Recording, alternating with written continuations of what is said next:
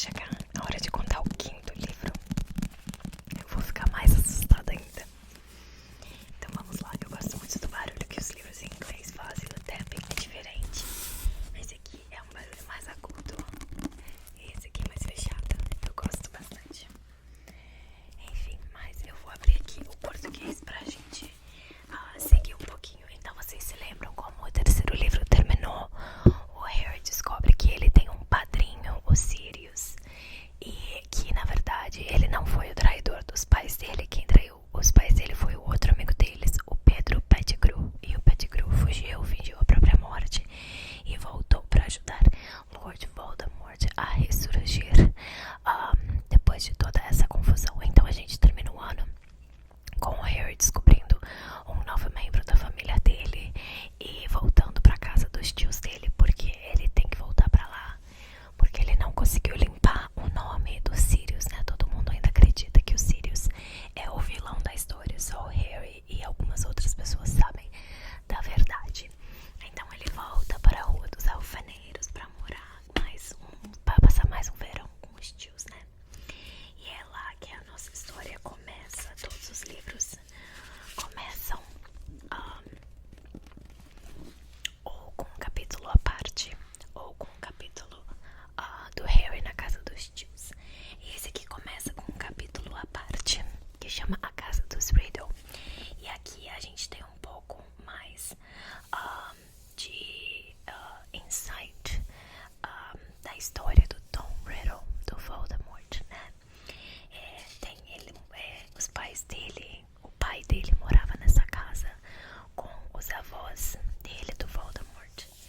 E um dia todo mundo ficou super apavorado porque os três estavam mortos e ninguém sabia por quê, porque a maldição da morte não deixa, né, nenhum sinal, exceto pela cicatriz do Harry.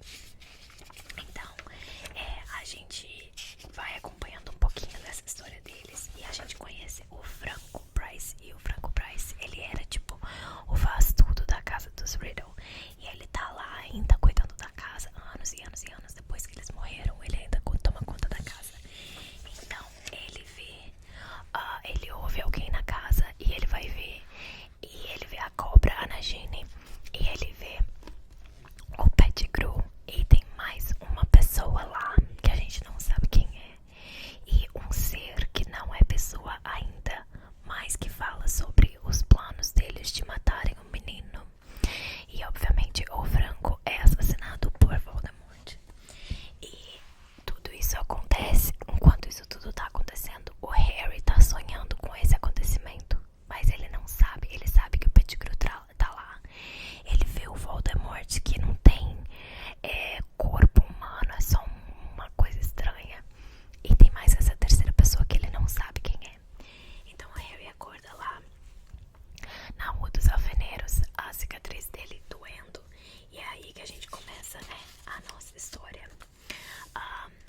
E aí ele recebe uma carta que os Dursley, né, a família do melhor amigo dele, estão convidando ele para ir para o torneio mundial de quadribol que estava acontecendo naquele ano, que é tipo a nossa Copa do Mundo. E o torneio mundial de quadribol, o pai dele conseguiu ingressos pelo ministério, né, porque obviamente eles não tinham dinheiro para comprar para a família toda, mas o ministério, ele ajudou o Ludo Bagman, um cara do ministério, com uns probleminhas lá, e conseguiu esses ingressos de graça. Então eles convidam o Harry.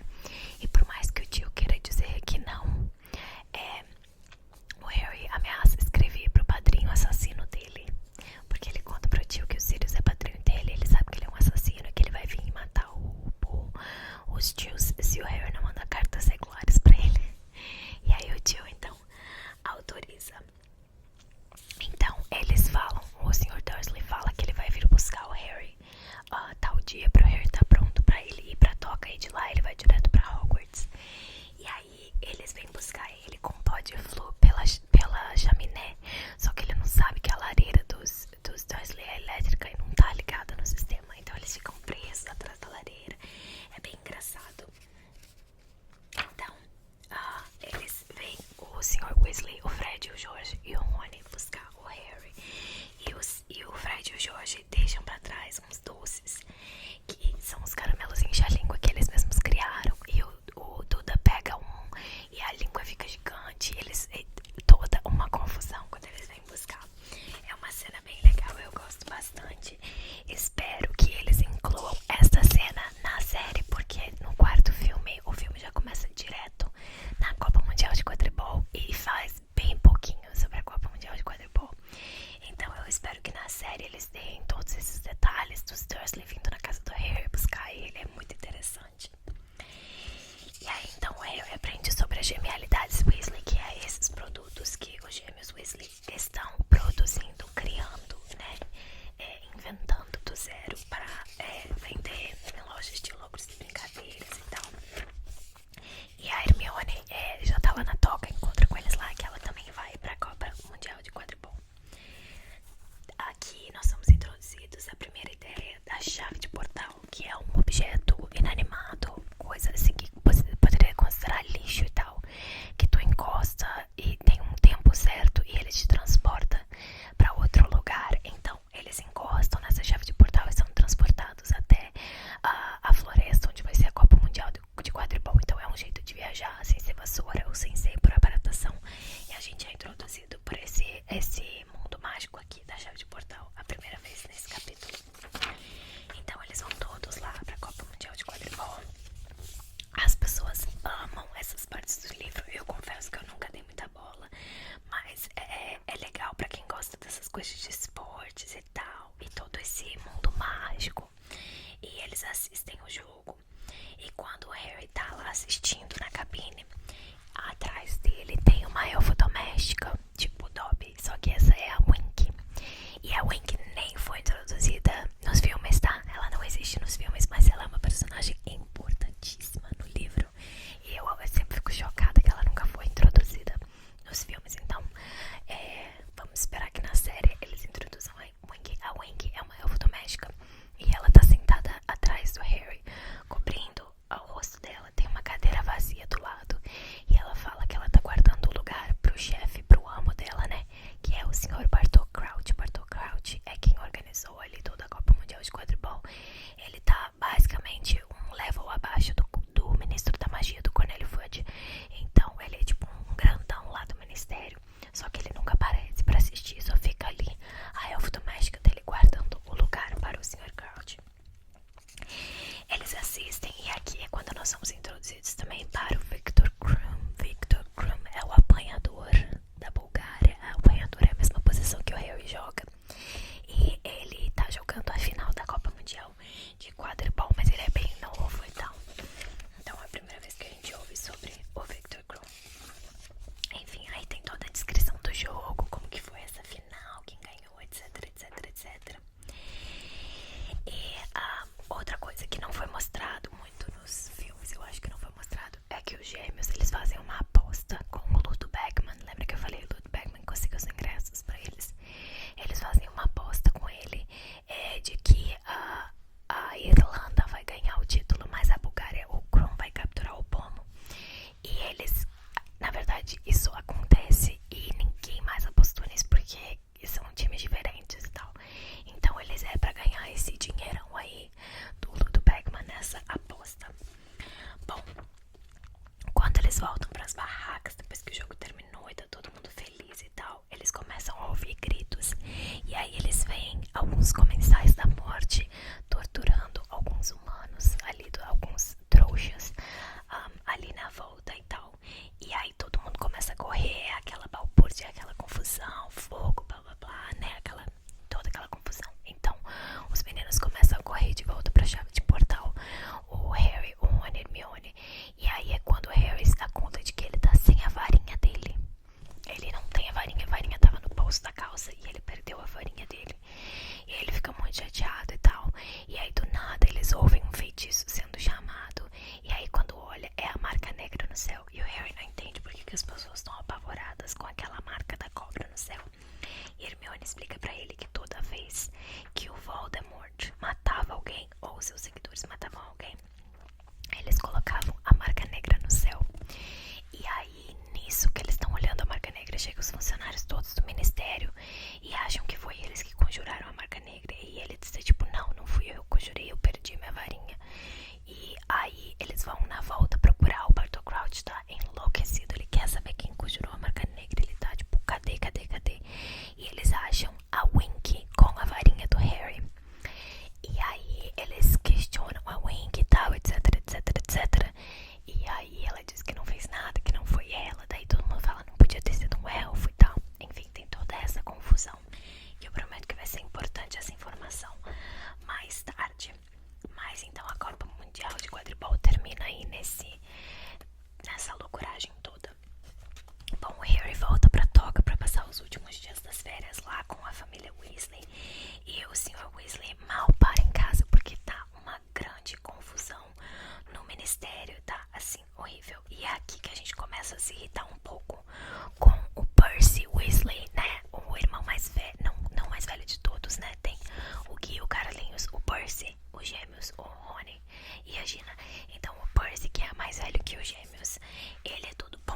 famoso e tal. E ele começa a super defender o ministério. Ele trabalha pro ministério nesse ano. Ele já saiu de Hogwarts, se formou no terceiro ano.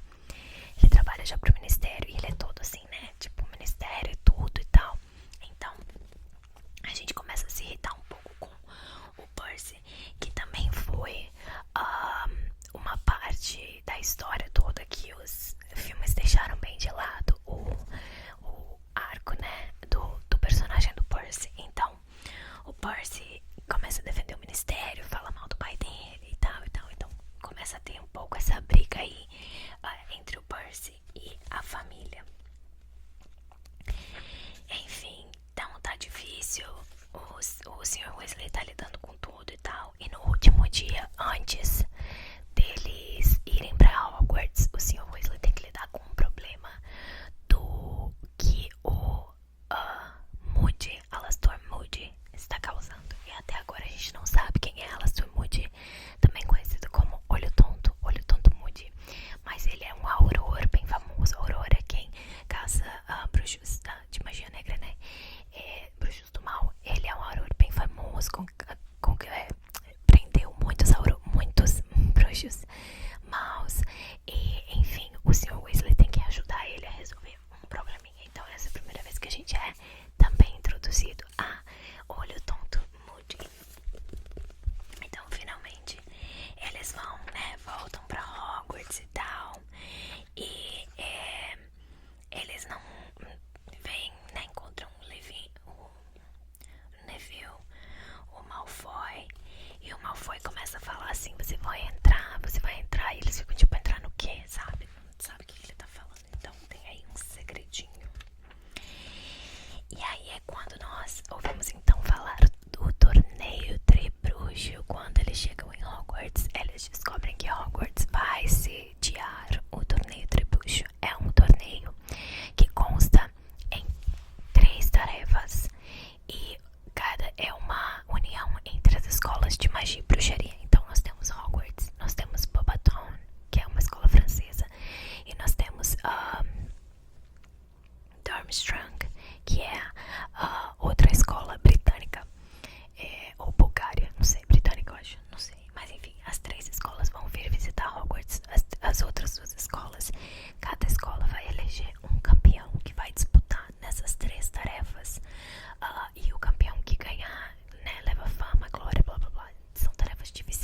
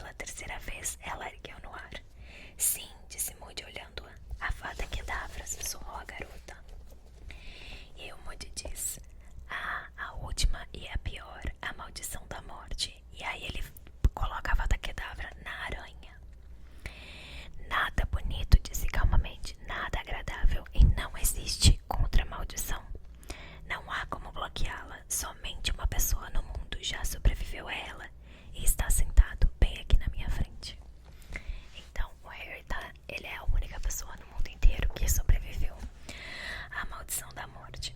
Eu esqueci de falar, mas o Moody tem um olho mágico. O olho dele ele não tem mais, e é um olho mágico que consegue enxergar por tudo. Então, eles falam, né? Ele dá essa aula e é tipo uma aula muito doida. Só que ele percebe que o Neville ficou muito abalado. Então o professor chama ele pra conversar e tal. E os amigos ficam tipo, o que será que houve e tal? Com o Neville super, super, super abalado. Enfim, segue as aulas. Bobaton e Durmstrang vêm visitar, né? Então vem todas as pessoas da escola. E adivinha só quem é de Durmstrang? Victor Krum. Victor Krum, o apanhador da Bulgária, estuda ainda em Durmstrang e ele aparece. Então o Rony é super fã dele, fica emocionado, fica todo contente querendo falar com ela. E aí nós descobrimos então quem que é o juiz imparcial que vai decidir o campeão de cada escola. É o Cálice de Fogo. É o Cálice de Fogo que vai tirar um nome de cada escola. Então todo mundo que tem 17 anos pode colocar o seu nome e o nome da escola e jogar dentro do cálice. E o Cálice de Fogo vai tirar um nome aí para decidir quem vai ser o campeão. Obviamente os gêmeos tentam entrar porque eles têm 16 anos, quase 17, mas eles não podem entrar. Eles tentam enganar a linha etária na volta do cálice, não conseguem. Todo mundo ri e tal. E o Rony fica falando, nossa, eu tentaria. E o Harry, pois é, se eu fosse colocar, eu usaria minha capa da invisibilidade. Ia de noite sem ninguém me ver, porque eu não queria pressão e tal. E aí chega a hora de tirarem então os nomes da taça. E por Bobaton, a Fleur Delacour, primeira vez que nós somos introduzidos a essa personagem que parece que ela não vai ter importância nenhuma, mas ela volta depois nos outros livros. Então a Fleur é introduzida aí como a campeã de Bobaton, Durmstrang, o Victor Krum. E para Hogwarts, Cedrico Diggory. Eu não falei dele ainda. A gente é introduzido a ele lá na Copa Mundial de Quadribol, porque a gente conhece o pai dele, o Amos Diggory. E na verdade a gente é introduzido ao Cedrico Diggory no terceiro livro, porque o Harry joga quadribol contra ele. Então o quadribol foi cancelado esse ano por causa do torneio Trebruxo. E o Cedrico é o campeão de Hogwarts, né? E o Cedrico é da Lufa-Lufa. Então Lufa-Lufa finalmente, né, tá tendo aí um pouco de glória. E aí vai fechar tudo certinho quando o cálice despeja mais um nome, que é o nome, vocês sabem, Harry Potter. Harry Potter foi escolhido também como campeão de Hogwarts. Então ninguém entende, todo mundo acha que ele fez pra se aparecer e tal. E aqui eu acho que é a citação mais comentada de todos os livros do Harry Potter, é essa aqui. O professor Dumbledore olhou então para Harry, que o encarou, tentando perceber a expressão dos olhos do diretor por trás dos óculos de meia-lua. Você depositou seu nome no cálice de fogo, Harry? Perguntou Dumbledore calmamente.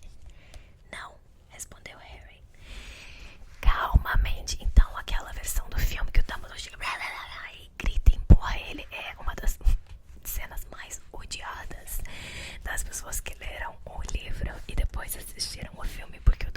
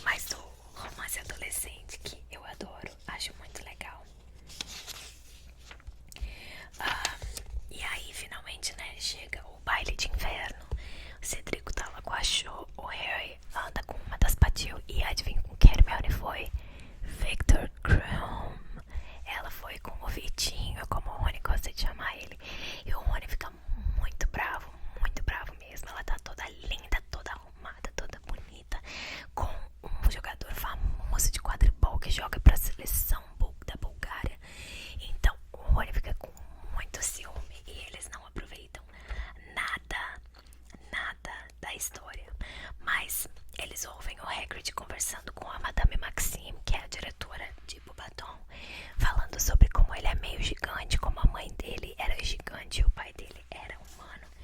E essa notícia sai no jornal depois e eles não conseguem entender, porque ninguém mais ouviu ele conversando com isso.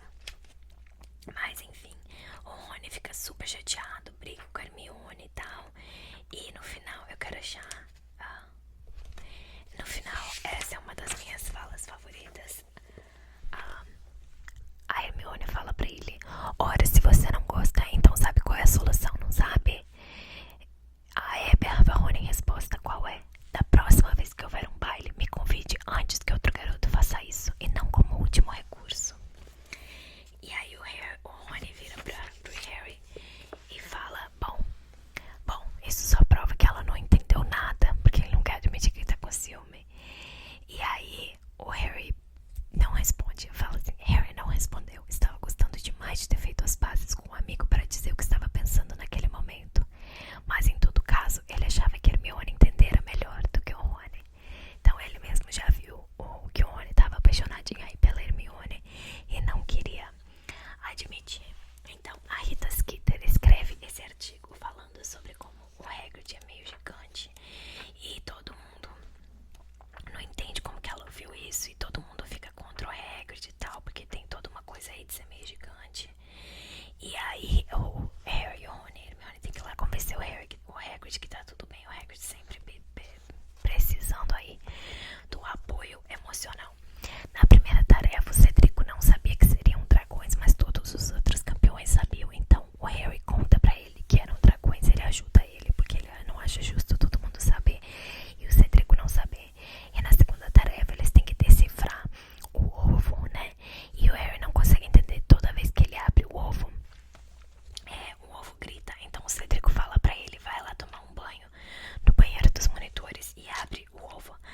Aí o Harry entende que ele tem que abrir o ovo debaixo da água e escuta aí o que ele tem que fazer e tal. Quando ele tá voltando, ele tá coberto pela capa da invisibilidade no meio da noite. Ele tá com o mapa do Maroto. Ele vê que Bartô Crouch está examinando a sala do Snape.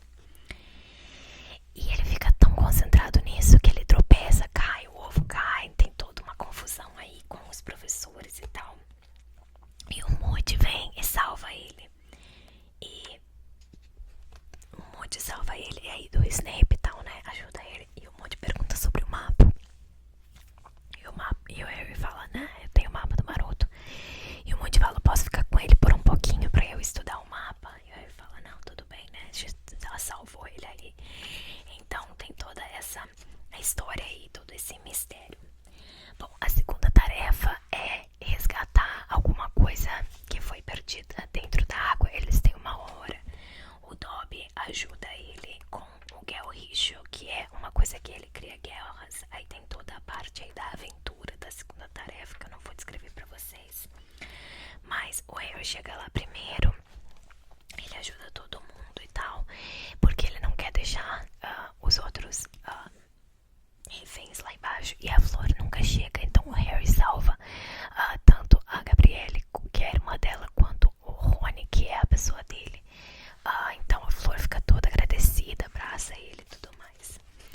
Aí o Sirius volta porque tem muita coisa estranha acontecendo em Hogwarts. Esse negócio da história do Hagrid furar, que ele é gigante, o negócio do nome do Harry tá no Cálice de Fogo, o negócio do Harry ver o nome do Bartô Crouch e tal. Então tem muita coisa estranha acontecendo. Então eles encontram o Sirius disfarçado de cachorro.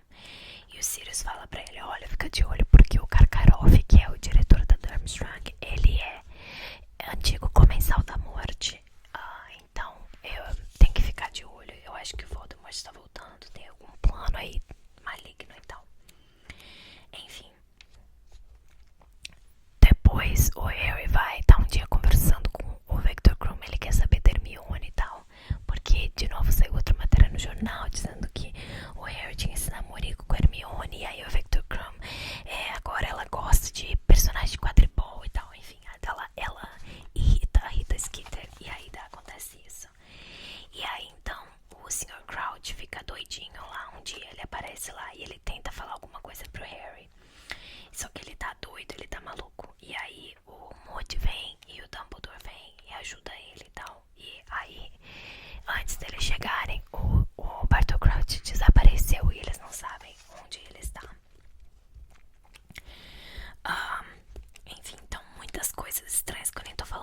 vocês vão acontecendo, mas tudo tem uma conexão um com os outros, entende? E aí eles descobrem que a terceira tarefa vai ser um labirinto e com um monte de coisa aí de defesa contra as artes das trevas, o que é o ponto forte do Harry. Então ele começa a treinar um monte de feitiço pra isso e tal, mas essa tarefa ele tá super confiante. Ele tem que chegar até o meio do labirinto e pegar a taça. Quem chegar primeiro, né, ganha os pontos lá, e aí tem o campeão. Então essa é a tarefa que o Harry tá mais confiante. E aí ele vai visitar, ele tem um sonho e ele vai visitar o Dumbledore, porque ele teve o sonho lá na casa dele, lá no começo do livro, e ele teve outro sonho sobre o Voldemort voltando. Então ele vai falar com o Dumbledore.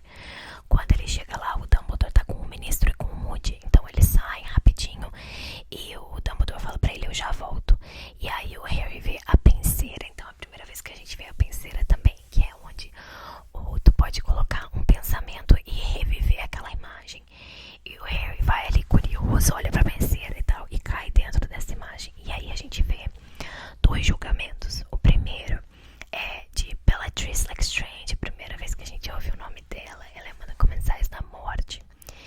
E ela, o marido dela, um outro comensal da morte, e o Bartol Crouch Jr., o filho do Bartol Crouch, são acusados de terem torturado com a maldição Cruciatus os pais do Neville Longbottom, os pais dele. Então o Harry descobre que os pais do Neville não estão mortos, mas eles têm um destino pior ainda. Eles ficaram completamente doidos pela tortura e a mente deles não tá mais lá. Eles vivem permanente no hospital Simongus. E é por isso que o Neville foi criado pela avó, porque os pais dele foram torturados aí por esses comensais da morte, que inclui o filho do Sr. Crouch. Então aí é a primeira vez que a gente também é introduzido ao Bartol Crouch Jr., que era um comensal da morte, só que ele diz que ele não fez, que ele é inocente. E, enfim, o Bartol Crouch mandou o próprio filho pra prisão dos bruxos, pra Azkaban. Então Harry descobre tudo isso aí olhando a penseira. O Dumbledore explica algumas coisas pra ele e tal, blá blá blá. E aí nós vamos pra terceira tarefa, né, que é aquela tarefa do labirinto. E assim, tem muita coisa que eu não tô contando, tá, gente, que eu vou pulando. Mas enfim, lá na terceira tarefa ele entra e começa toda a tarefa e tal. E aí, quando finalmente ele e o Cedrico praticamente chegam juntos até a chave de portal. E aí só que um salvou a vida do outro, enfim. Aí eles decidem pegar a taça do quadribol juntos. E quando eles encostam na taça, é uma chave de portal que leva eles pra um cemitério lá na casa dos Riddle, onde Voldemort estará esperando por eles. Então, assim que eles chegam lá, uma voz fala: mate o outro. E o Cedrico é morto pelo Pedro Pettigrew, a Avada Kedavra, morto, caído no chão, não tem nada que fazer. E o Harry é amarrado e colocado numa estátua. E aí o Pedro Pettigrew faz aí o rabicho, né? Faz aí um feitiço onde ele oferta o seu próprio braço no caldeirão. Ele corta o próprio braço fora. Ele tira sangue do braço do Harry e ele joga aí esse corpo, essa coisa que o Voldemort era, joga dentro do caldeirão. E Voldemort ressurge aí, volta à vida, como um bruxo mais temido de todos. E é muito legal. Eu nem vou falar muito aqui sobre toda esse confronto entre o Harry e o Voldemort, mas tem bastante coisa acontece aqui. Mas as varinhas dele se colidem, os feitiços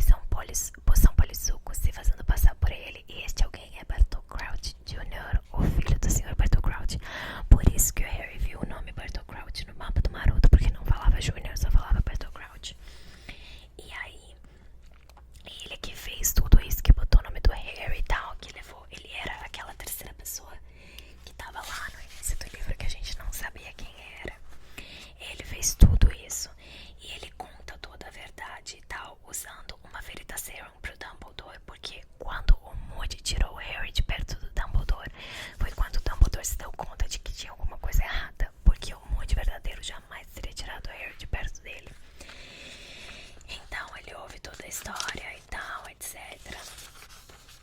E aí o Harry vai pra ala hospitalar. E aí o ministro da magia chega pra ouvir toda a história aí da boca do Bartol Crouch Jr. E ele traz um dementador com ele. E antes que eles consigam tirar a história do cara, o dementador dá o beijo do dementador e mata, né? Tira a alma dele. Então o ministro da magia, Cornélio Fudge, se recusa a acreditar que o Voldemort voltou. Completamente se recusa a acreditar que ele voltou, falar que ele não voltou, que é mentira do Harry, que ele tá inventando um monte de história. E o ministério não vai acreditar que o Voldemort retornou. E o Harry fica tipo, mano, eu vi ele, ele voltou. Só que eles acham que, tipo, o Cedrico morreu nas mãos do Harry, ou coisa assim, sabe? Então, o Harry fica muito desacreditado, porque só o Dumbledore apoia ele. E o Dumbledore também fica desacreditado, porque o ministro não apoia, né? O ministério não apoia o Dumbledore. Então, é o Harry e o Dumbledore sozinhos aí falando pra todo mundo que o Voldemort voltou.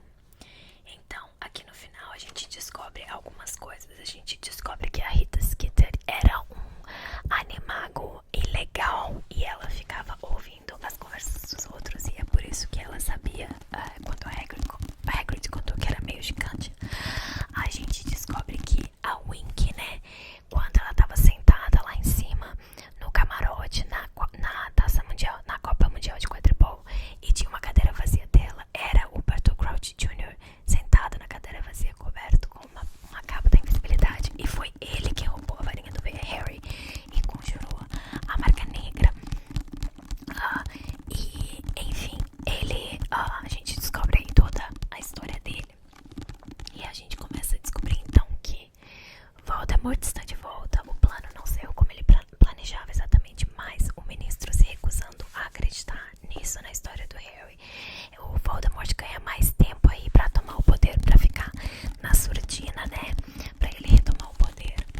E o Harry ganha o prêmio Tribruxo. Ele fala que ele não quer, porque ele tá muito, muito traumatizado pela morte do Cedrico. E por ele ter enfrentado o Voldemort de novo, né? De novo ele sai com vida, mas ele foi torturado. Nem falei pra vocês, mas o Voldemort usa Crucius, usa Império, um monte de tortura nele. Então ele tá lidando aí com tudo isso. E ele fala pros gêmeos Weasley que ele não quer o dinheiro e dá pra eles conseguirem abrir a loja deles de logros e brincadeiras. Então ele dá todo o dinheiro do torneio Tribruxo pros gêmeos Weasley, que é uma informação importante também pra depois. Enfim, esse foi o quarto livro do Harry Potter. É o livro que já começa a ficar mais pesado, e no final fica bem pesado, né? A morte do Cedrico é uma morte bem pesada.